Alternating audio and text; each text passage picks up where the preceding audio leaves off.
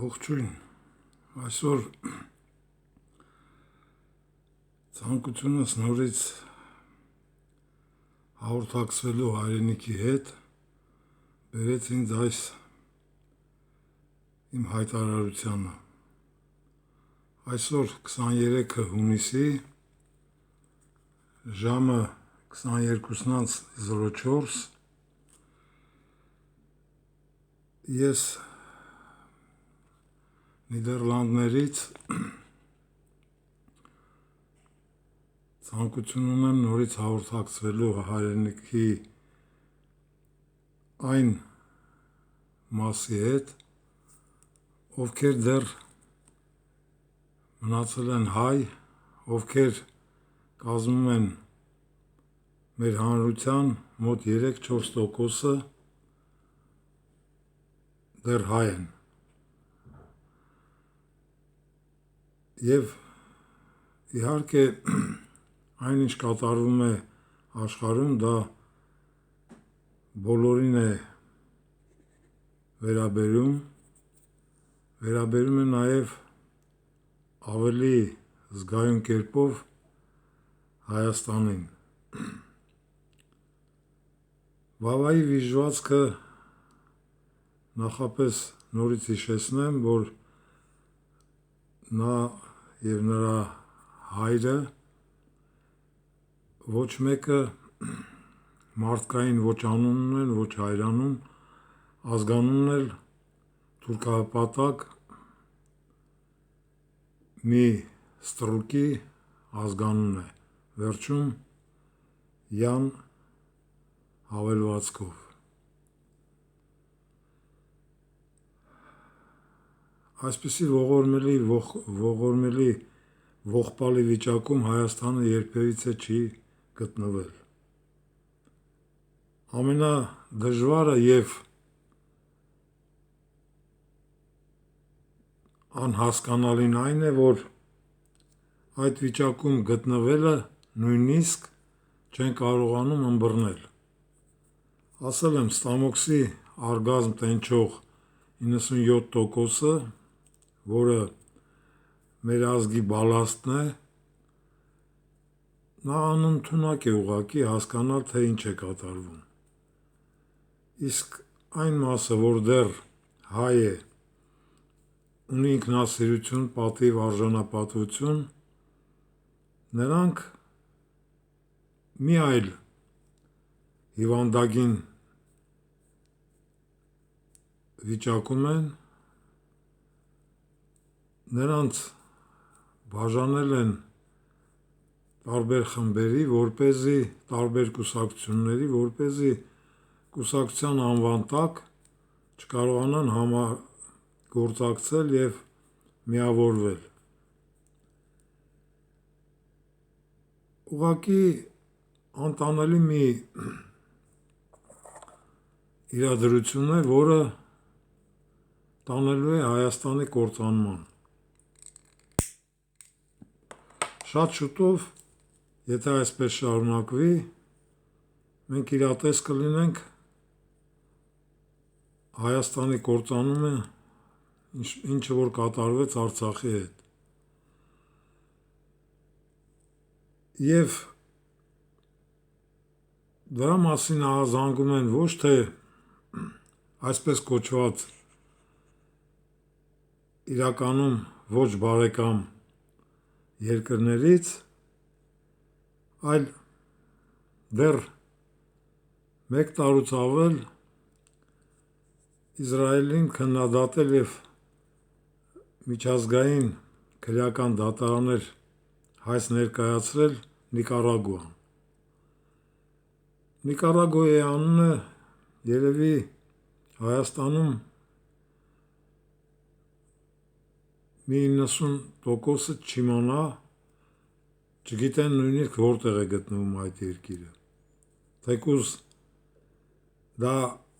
Ամերիկայի անմիջական հարևանության փոքրիկ մի երկիր է, որի նախագահը, պրեզիդենտը Դանիել Օրտեգան է, իմիջիայլոց նա կաթոլիկ եկեղեցու քահանա է, սակայն հոգով և գաղափարով սոցիալիստ, ավելի ճիշտ կոմունիստ։ Ամեն մի տհաս Հայաստանում, երբ ելույթ է ունենում, Մովսեսին որպես մարգարե է ընդունում, տհասաբար, նույնիսկ ցավալ է, որ դա լսում ենք նաև եկեղեցականի բերանից։ Մովսեսը դա հայոց ազգի ամենաառաջին մեծագույն թշնամին է, որը պաղեստինցի ի ծնե պաղեստինցի լինելով, նորից կրկնեմ, որ հասկանաք, 70 պաղեստինցիներ գնացին ժամանակի ամենամեծ կայսրություն Եգիպտոս, այնտեղ վաշխառոական մի կլան ստեղծեցին և այդ կլանը վերանվանեցին ինչ-որ մի նոր ազգ, հրյա մականունով, և կարճ ժամանակում ստորությամբ և վաշխառությամբ տիրեցին Եգիպտոսի գանձարանի մոտ 30%-ին և ստիպված փարավոնը հրովարտակ արձակեց, որ այդ խմբակի առաջնեկ առուզավակը պետք է որպես մատաղ մատուցվի Եգիպտոսին։ Եվ այդ ստահակը Մովսեսը հավաքելով իր խմբակը ճողոպրեց Եգիպտոսից, խաբեություններով թե ծովը բացվեց, նրանք անցան, եկան ավետյաց երկիր, 40 տարի անապատում թրև գալով, մարդկային հասարակության բոլոր կանոնները իրեն վերագրելով այդ ստահակը, թե Աստված է իրեն այդ օրհնությունը տվել, վերջապես հարձակվեց ավետյաց աշխարհի վրա, որտեղ հայեր էին բնակվում, արմելիքները։ Ցանկություն ունեք ծանոթանալու մեր պատմության նախասկզբի հետ, ուսումնասիրեք Մար, որը ՍՍՄ-ի գիտությունների ակադեմիայի առաջին պրեզիդենտն է եղել, ազգությամբ նրա հայրը իռլանդացի էր, մայրը վրացի, պրոֆեսոր Սոբլ, և այդտեղ կարող եք հասկանալ, թե ինչու մինչև օրս Երուսաղեմի 1/4-ը հայերին է պատկանում, թեկուզ ստահակ եկեղեցականը դա էլ է արդեն տվել հրեաներին։ Խոսալով ամեն մի իրեն քաղաքագետ կոչող տհաս, ասում է ինչ է, մենք դառել ենք Հյուսիսային Կորեա։ Հյուսիսային Կորեան այն երկիրն է, որը բռունցք ցույց տվեց և Ամերիկան իր նավատորմով ուղղակի խուճապի դիմեց, փախավ Հյուսիսային Կորեայի ափերից։ Ահա թե ինչպիսի երկիր է դա, որ ոչ ոք նրա վրա ոչ կարող է հրաման տալ և նույնիսկ կարողություն ունի Ռուսաստանին օգնելու։ Դրա մասին ես խոսել եմ Շոյգուի այնտեղ գնալուց մի քանի օր առաջ, հաղորդումս որպես ապացույց է։ Ընդհանրապես իմ հաղորդումները, եթե ցանկություն ունի նոր սերունդը ծանոթանալ մեր պատմության, մեր դժբախտ վերջին 7 տարվա և դրանից առաջ ստեղծված նախապայմանները, որ բերել են մեզ այսպիսի մղձավանջային վիճակի, նրանց համար դա էնցիկլոպեդիա կարող է հանդեսանալ։ Ինչպես իմ հոլանդացի ընկերը ասում է քայլող էնցիկլոպեդիա ես։ Եվ խոսեցի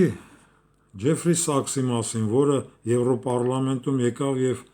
լինելով հրեա, ապացուցեց, որ Իսրայել պետությունը դա ռեակցիոն օկուպանտ երկիր է։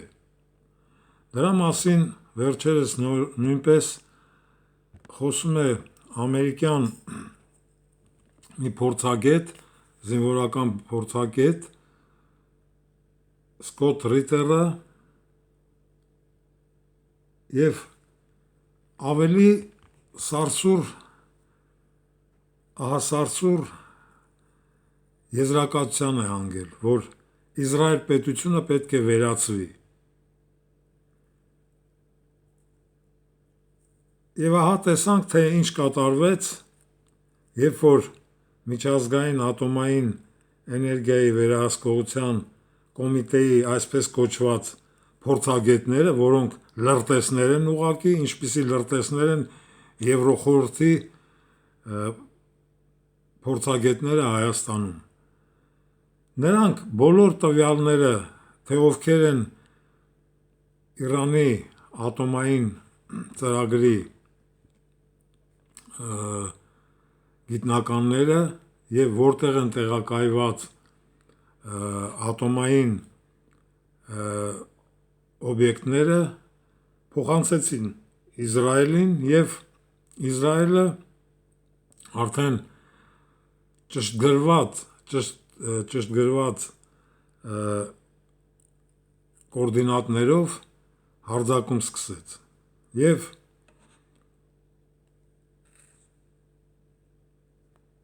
Սկոտ Ռիթերը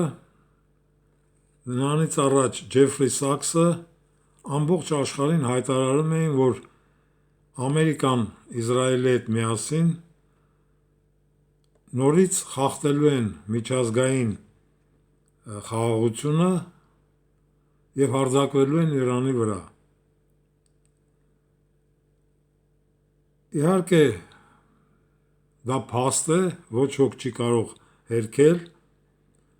ինչպես հարձակվեցին սուտ իբր ապացույցով, որ Իրաքում կա քիմիական զենք, այդ պատճառով ներխուժեցին Իրաք, քայքայեցին այդ երկիրը, քայքայեցին Լիբիան, հիմա էլ Իրանն են ուզում ցանկանում քայքայել եւ մասնատել։ Իսկ Իրանի մասնատվել նշանակում է այնտեղ մխրճված թուրքերը, թուրքական ցեղախումբը, որ Ստալինի 1936 թվականի սահմանադրությամբ անվանվեցին ազերիներ, Ատրպատականի այդ թուրքական խմբակը, որը մոտ 20 միլիոն է կազմում, անջատվելու է եւ միանալու է Ադրբեջանի հետ, կազմելով Թուրքիայի հետ թուրանական իրենց ծրագրի հաջորդ քայլը։ Ամեն մի փորձագետ ու միջազգայնագետ համարում է իրեն փաստարկներ բերել, որպես հակադրություն Ադրբեջանի ցանկությանը ստեղծել միջանցք։ Ոչ ոք չի ասում, որ դա ընդհանուր առմամբ ագրեսիվ օկուպանտ Ադրբեջանի եւ Թուրքիայի ծրագիր է։ Նախիջևանը դա թուրքական հող չէ, եւ ինչ միջանցք կարող է լինել մեզնից խլած Նախիջևանից դեպի այսպես կոչված Ադրբեջան։ Ինչի մասին է խոսքը։ Պետք է հակադրել ասելով, որ դա ձեր հողը չէ։ Նախիջևանը պետք է վերադարձվի Հայաստանին։ Մինչև չպահանջես, չես ստանա նույնիսկ նվազագույնը։ Ինչ միջանցքի մասին եք խոսում եւ բացատրություններ տալիս։ Ինչի մասին է խոսքը։ Եվ ազգային խայտառակություն թշնամի դավաճանը խոսում է, թե ինքը ֆորպոստի վարչապետ էր եւ 2022 թվականին նոր հասկացավ, որ վարչապետ է։ Այսինքն ռեպետիցիա էր անում Արցախը նվիրեց թշնամուն եւ նոր հասկացավ, որ ինքը վարչապետ է։ Եվ ասում է, որ մեզ պետք է տրասից դուրս գանք, վրաերթի ենք ենթարկվում, իսկ ով է մեզ տարել տրաս։ Եվ ցավալի է, որ Հրանտ Դինքի աղջիկը եկել էր նրա հետ տեսակցության։ Բեղավոր մի հայ, ստամբուլցի հայ, ասեց Գազանի հետ խաղաղության պայմանագիր չի լինում։ Իսկ տհասը իբր մեջբերում արեց, որ դևը կորցնելով երկու գլուխները հերոսին ասում է ինչ ես ինձ ցանկանում սպանել, ասում է որպեսզի ազատեմ ջուրը։ Ասում է եկել ես դե խմի, ես էլ եմ եկել խմեմ։ Տհաս, դա չի։ Ինչը որ բացատրում ես։ Դևը իրոք փակել էր ջրի ճամփան մարդկանց եւ ամեն անգամ մի կույս աղջիկ էր պահանջում։ Դու դրանից խոսա, այ անասուն։ Վավայի վիժվածք։ Գնացել ես ում առաջ ես չոքել։ Յանի Ռատանը ճիշտ էր նկարագրել, որ չորքոտանի են, դեռ սրանք անասնական գեներով են առաջնորդվում, գազանային գեներով։ Գազանի հետ համերաշխություն, խաղաղություն չեն կնքում եւ չեն մուրում։ Խաղաղությունը պայքարով են ձեռք բերում։ Դրա մասին է խոսքը։ Իսկ Հայաստանում ես այդպիսի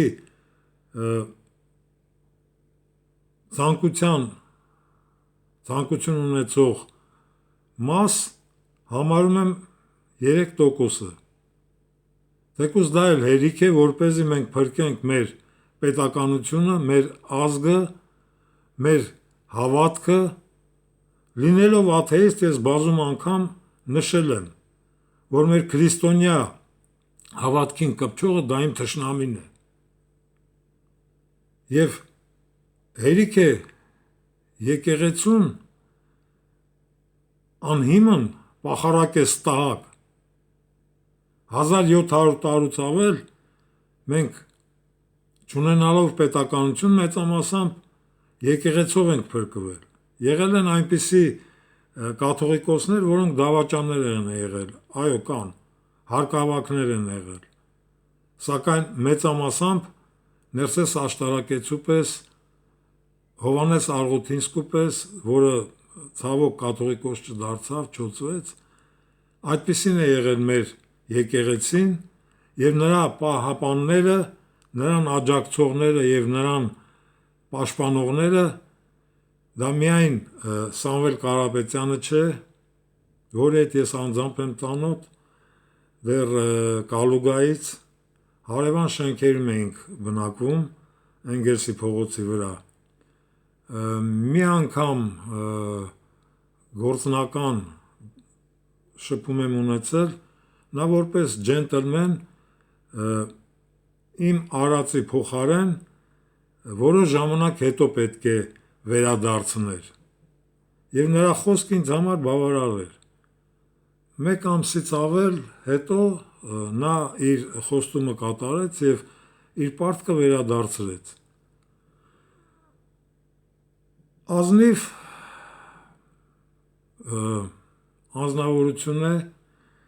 թեկուզ երբ նոր էի Կալուգայում, առաջին անգամ նրա հետ հանդիպման ժամանակ ցանկություն հայտնեցի, որպեսզի ինձ աշխատանքի վերցնի, մերժեց եւ նրա օֆիսից դուրս գալուց ինձ մոտեցավ մի անձնավորություն, անունը չեմ տալիս, ասեց Սամվելը միայն իր ազգականների հետ է գործարկանում եւ աշխատում։ Դա արդեն ինձ համար հասկանալի էր։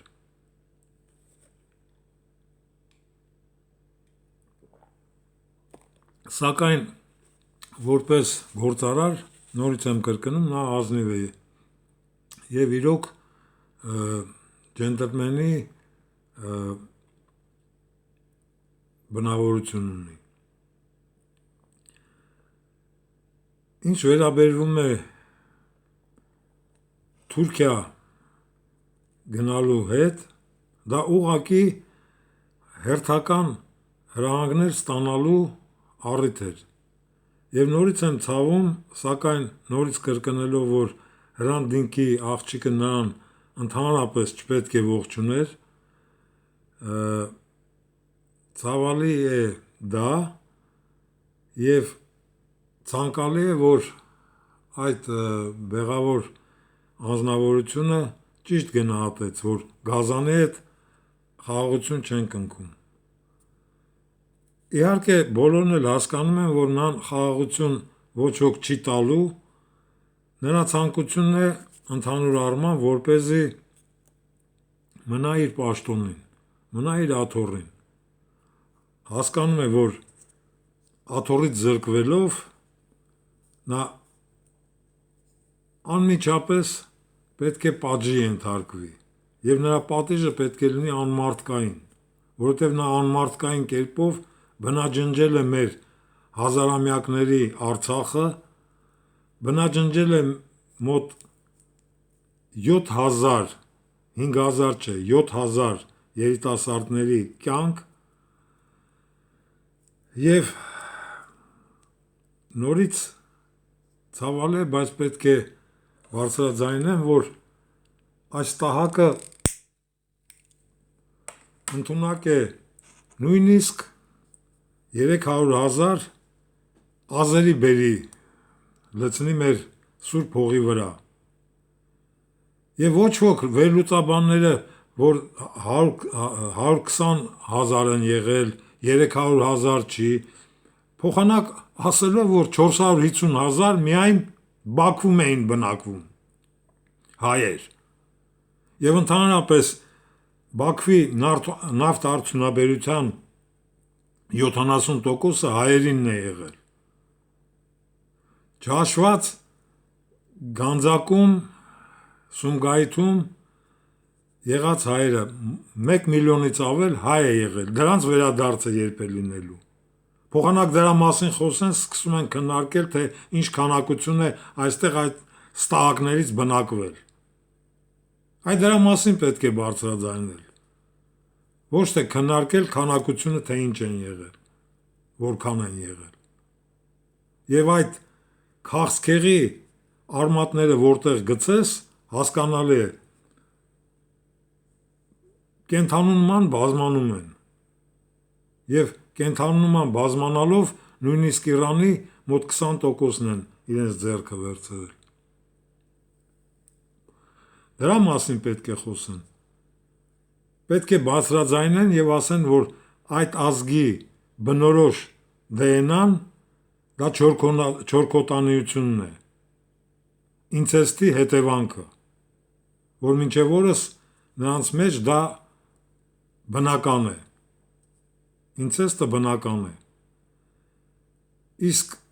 խոսել Հայաստանում հասարակության մասին, ինչ հասարակություն, նորից կրկնեմ,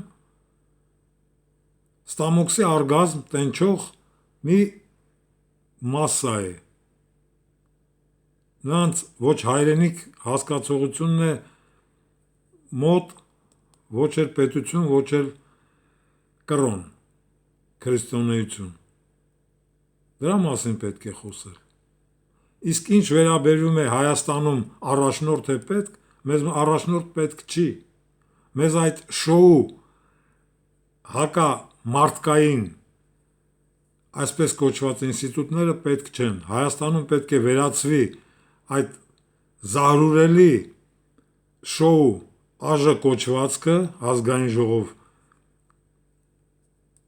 ինստիտուտը, քննչական կոմիտեն, որը կույրաղիք է ընդհանրապես, ոստիկանությունը նույնպես, դատարանները նույնպես պետք է վերացվեն։ Հայաստանում պետք է ստեղծվի անկուսակցական, անժամկետ կառավարություն, բաղկացած 15 հոգուց։ Արդեն 30 տարուց ավել է միայն բառախոսքի կռիվ է ընթանում։ Ոչ ոք չի մտածում պետության կայունության մասին։ քանդեց, վերացրեց ամբողջ արդյունաբերությունը Քորլևոնը։ Նա շարունակողներն էլ միայն բիզնեսով էին զբաղված։ Մեկը պատերազմի ժամանակ Marlboro ծրիչ էր աշխատում, մյուսն էլ Մետաքսի գործարանի արհմիության նախագահ էր ընդամենը։ Մեր բախտը տվել ենք այդպիսի անպատիվ անարժան մարդկանց, որոնք մոռացել են, որ պետությունը գոյություն է ունենում միայն արդյունաբերությունով, եւ Հայաստանի նման պետությունը պետք է ռազմական ռազմաարդյունաբերություն ունենալ, որը մենք ունեինք։ Մենք ունեինք նույնիսկ 64 թվականին ատոմային արագացուցիչ։ Իսկ հիմա ինչի մասին են խոսում։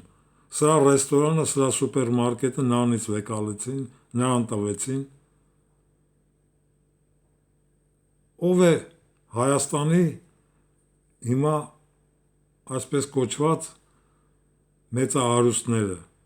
որ օլիգարխ եք անվանում։ Երկիր, որտեղ արդյունաբերություն չկա, օլիգարխ չի կարող լինել։ Պագրուս չի քշող, Աբովյանում պագրուս չի քշող Գրզոն հիմա դարձել է ձեր մոտ օլիգարխ։ Ծիծաղելի եւ ցավալի։ Ցավալի է եւ փաստ։ 1000 անգամ կրկնելու եմ։ Ինձ երեք մի հայրենակից ուղարկել է մեր DNA-ի մասին մի հաղորդագրություն։ Ես դրա մասին գիտեի դեռ ՍՍՄ-ի ժամանակ։ Ինձ պետք չէ, նորից եմ կրկնում, եթե ցանկություն ունեք հայկական արմատների 10,000-ից ավել ապացուցված պատմությանը տեղյակ լինել, սկսած Պորտասարից, ապա դիտեք եւ լսեք իմ ելույթները։ Միայն անժամկետ անկուսակցական ռազմական խորհրդով, իր ատյանով, տրիբունալով կարելի է փրկել Հայաստանը։ Եվ Հայաստանում,